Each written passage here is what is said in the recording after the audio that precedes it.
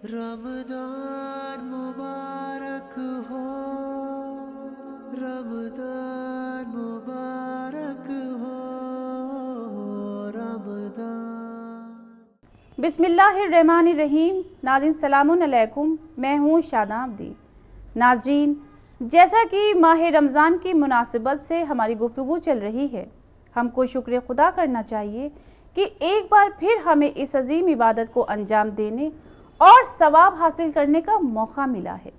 माह रमज़ानुल मुबारक वो अजीम महीना है कि जिसमें हमें परवरदिगार की तरफ से नेमतों की दावत दी जाती है, और इसकी खासियत ये है कि यहाँ ना कोई छोटा है ना कोई बड़ा, ना कोई अमीर है और ना ही कोई गरीब, यानी परवरदिगार आलम अपनी रहमत से सबको बराबर से नवाजता है। परवरदिगार आलम के इस अजीम एहसान के लिए हम उसका जितना भी शुक्र अदा करें तो वो कम है। इस पूरे महीने की अजमत और अहमियत का क्या कहना। सिर्फ इस महीने का जो मुबारक नाम है, इस नाम का इस कदर एहतराम करने के लिए दीन हमें ताकीद करता है। यानी दीन हमें क्या बता रहा है कि माह रमज़ान को कभी डायरेक्ट रमज़ान नहीं कहना चाहिए। ये इसलिए क्योंकि ये अल्लाह का एक नाम है, इसलिए इसे माह रमज़ान, रमज़ानुल मुबारक, माह सियाम कहना चाहिए। रसूल खुदा सल्लल्लाहु अलैहि वसल्लम ने इरशाद फरमाया है, फ़कत रमज़ान ना कहो क्योंकि ये अल्लाह ताला के नामों में से एक नाम है, इसलिए रमज़ान नहीं बल्कि माह रमज़ान कहना चाहिए। इस महीने को परवरदिगार जब अपना महीना कह रहा है तो बेशक इसका मतलब ये है कि खुदा हमसे ज़रूर कुछ एक्सपेक्टेशंस रख रहा है। उसे हमसे किसी बात की उम्मीद है, यानी जिन वाजिबात की अदायगी करने की हिदायत दी है हम उस पर पूरा उतरें। लिहाजा उस उम्मीद को मद्देनज़र रखते हुए हम इस महीने को कुछ ख़ास तरह से गुजारें और ख़ुद को उन नेक और इबादत भरे रास्ते की तरफ लेकर जाएं जहां हम आम दिनों में नहीं जा पाते। इस महीने को हमें रूहानी तौर से महसूस करना चाहिए। वाक़ईन हम हक़ीर और गुनाहगार बंदे हैं, लिहाजा हम इस अजीम महीने की जो फजीलत अहमियत है उसका तसव्वुर भी नहीं कर सकते, लेकिन फिर भी हमें कोशिश ये करनी चाहिए कि इस महीने को इस अंदाज से गुजारना है ताकि हमारी इस्लाह हो सके। ये महीना जब तक हमारे दरमियान रहता है हमें अंदाज़ा ही नहीं होता कि हमारे ऊपर अल्लाह कितनी रहमतें, नेमतें नाजिल किए हुए हैं। आइए अब इमाम सज्जाद अलैहिस्सलाम की उस दुआ पे गौर करें जिसमें इमाम माह रमज़ान के रुखसत के वक्त फरमा रहे हैं कि काश ये महीना ना जाए। यानी इमाम इस महीने के अलविदा के मौके पर निहायत गमगीन हैं। अब ज़रा हम अपना जायज़ा लें। हम इस महीने के आखिरी दिनों में एक दूसरे से क्या कहने लगते हैं कि बस 3 रोज़े रह गए, काश 29 का चांद हो जाए, बस अब बहुत कमज़ोरी महसूस होने लगी है, अब रोज़े नहीं रखे जा रहे हैं, बस अब तो हमें चांद का इंतज़ार है कि जल्दी से माह रमज़ान ख़त्म हो जाए।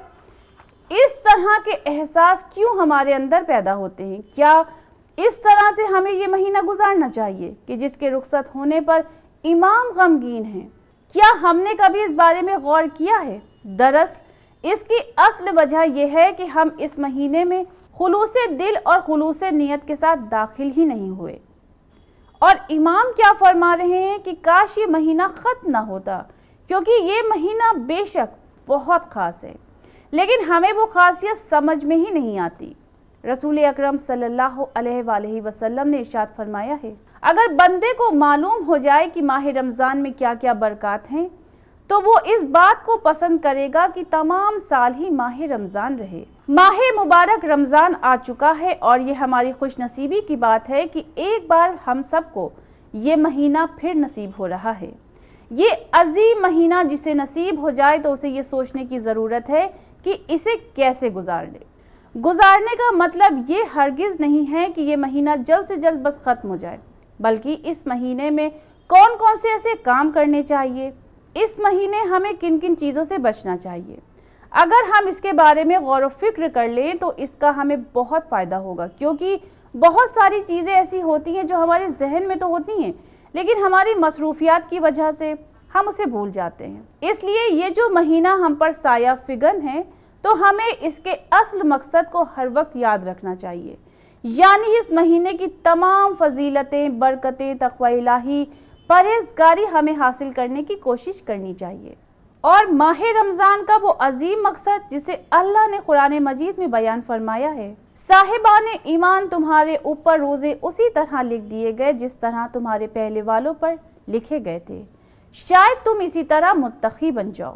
یعنی اس مہینے کا جو اصل مقصد ہے وہ یہ ہے کہ ہماری زندگی میں تقوی آ جائے، یعنی وہ تمام فرائض جو پروردگار عالم نے ہم پر فرض کیے ہیں، وہ چاہے عبادات کی شکل میں ہو یا معاملات کی شکل میں ہو، ہم وہ کریں، اور جو کام اللہ کی نظر میں گناہ ہو یعنی جو نافرمانی والے کام ہیں وہ ہماری زندگی سے نکل جائے۔ اس طرح کی زندگی جب ہم گزاریں گے تو یہ صرف اور صرف تقوی کی بنیاد پر، یعنی ہماری زندگی ایک صحیح ٹریک پر تبھی آ سکتی ہے جب ہماری زندگی میں تقوی آ جائے گا، یعنی ہماری ہر ایکٹیویٹی رضائے الہی کے مطابق گزرے۔ ہم گھر میں رہ کر کچھ کام کر رہے ہوں تو اللہ کا خوف ہمارے ذہن میں ہونا چاہیے کہ وہ ہمیں دیکھ رہا ہے۔ سفر میں ہوں تو اللہ سے ڈریں، لین دین کر رہے ہوں تو اللہ سے ڈریں، کہیں جھگڑے کی بات آ جائے تو اللہ کا خوف ہونا چاہیے۔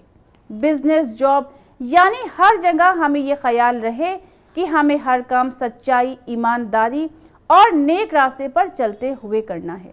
اگر انسان کے اندر خوف خدا ہو اور ہم اپنا ہر قدم یہ سوچ کر رکھیں کہ کہیں میرا اللہ مجھ سے ناراض تو نہیں ہو جائے گا، اس طرح ہماری پوری زندگی بدل کر رہ جائے گی۔ اس تقوی کے ذریعے ہماری پوری زندگی سسٹمیٹک ہو جاتی ہے اور زندگی کا منظم اور مرتب ہو جانا بہت بڑی کامیابی ہے۔ ماہ رمضان اس طرح سے گزارنا ہے کہ ہر وقت، ہر لمحہ ہمیں اس بات کا احساس رہے کہ اللہ ہمیں دیکھ رہا ہے، اور جب ہم تنہا ہوں اس وقت تو سب سے زیادہ اللہ سے ڈریں اور گناہ کا خیال بھی نہ آنے پائے، اس لیے کہ وہی دیکھنے والا ہے، وہی گواہ ہے اور وہی فیصلہ کرنے والا بھی ہے۔ یہ بات جب ذہن میں رہے گی تو ہم کبھی بھی صحیح راستے سے بھٹک نہیں سکتے۔ سورہ آل عمران کی آیت نمبر 198 میں ارشاد ہو رہا ہے، لیکن جن لوگوں نے تقوی الہی اختیار کیا ان کے لیے وہ باغات ہیں جن کے نیچے نہریں جاری ہوں گی۔ خدا کی طرف سے یہ سامان ضیافت ہے اور جو کچھ اس کے پاس ہے سب نیک افراد کے لیے خیر ہی خیر ہے۔ یاد رکھیے اس مہینے کو اس طرح سے گزارنا ہے تاکہ روزے کا جو اصل بینیفٹ ہے وہ ہمیں حاصل ہو سکے۔ ہمیں ماہ رمضان میں روزانہ اپنا محاسبہ کرنا چاہیے کہ یہ جو آج کا دن میں نے گزارا ہے تو کیا میں اللہ کے قریب ہوئی ہوں؟ میرے دل میں اللہ کا خوف، اس کی اطاعت میں اضافہ ہوا ہے؟ کیا میرے اندر آخرت کی فکر پیدا ہوئی ہے؟ میں نے جو گناہ کیے تھے کیا میں نے اس کے لیے توبہ کی؟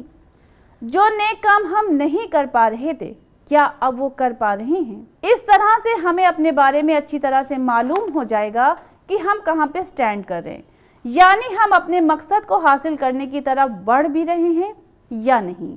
ناظرین، وقت ہو گیا ہے ہمارے پروگرام کے ختم ہونے کا۔ انشاءاللہ ہم اپنے اگلے ایپیسوڈ میں آپ کو ماہ رمضان کو کس طرح سے گزاریں، اس میں کون کون سے کام انجام دیں، اپنے اندر کس طرح سے تبدیلی پیدا کریں، اس سلسلے میں پھر بات کرنے کے لیے جلد حاضر ہوں گے۔ تب تک کے لیے اجازت دیجیے۔ خدا حافظ۔